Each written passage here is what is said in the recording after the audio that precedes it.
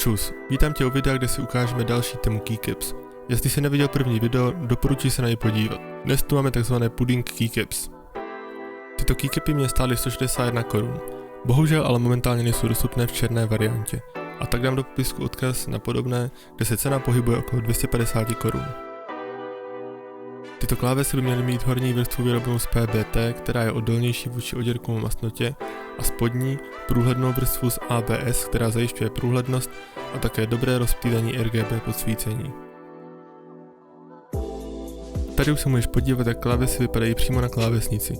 Po vyzkoušení celé řady režimů mi přišlo, že nejlépe vyniknou duhové efekty nebo různé jednobarevné módy, protože u složitějších efektů se barvy až příliš slévaly, což na mě působilo už trochu přehnaně a výsledek se mi tolik nelíbil. Z toho důvodu jsem se vrátil k originálům.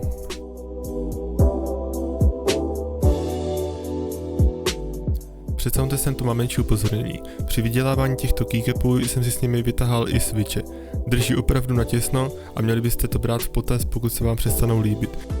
Díky za shlédnutí, můžeš nechat like a odběr, zatím zdar.